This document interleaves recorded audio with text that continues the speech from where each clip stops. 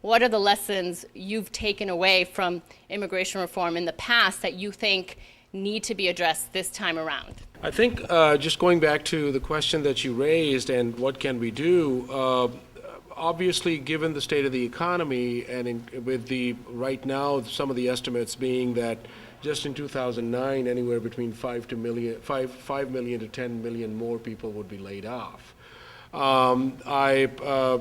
Somebody's here in the audience, and I was really amazed to hear the other day that 10,000 banking entities have closed. Not branches, not retail branches, but 10,000 banking entities have closed. So what does it really mean? How does it day to day? So the issue would be that what sort of social fabric does it rip apart? How do trust gets broken? So again, bringing it down to the human level. So does it give rise to hate crimes? Does it give rise to family violence? Does it give rise to child abuse? Does it give rise to people out in the street? So that's the one scenario, and obviously we hope that it doesn't get there, but these are the harsh realities. And having grown up in Pakistan for the first few years of my life and having seen communal violence as well, it's a reality. These are neighbors that then get upon neighbors. People, for generations, people have lived together, and next thing you know, knives come out. And it's out of desperation. So again, are we really, so what you were raising was that, what is the reality? What are we going to do? Are we really thinking about that? So that's the other piece.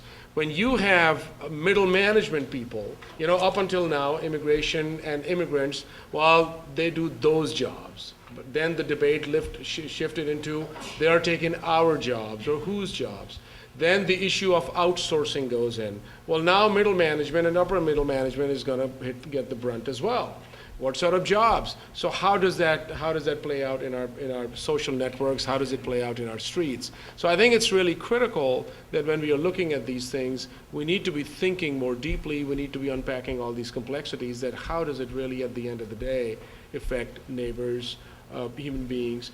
And the last thing I want to raise is that just comparing that what is happening to some of the immediate actions.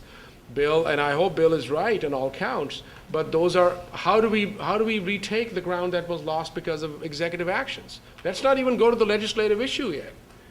Issues around appeal process, issues around just whether you give the immigration inspector just one shot for an asylum interview. These are the things, the inspector at the airport, the border patrol, all these things need to be looked at, and how are we going to bring it back? So I think as a group we should be thinking about these things very seriously.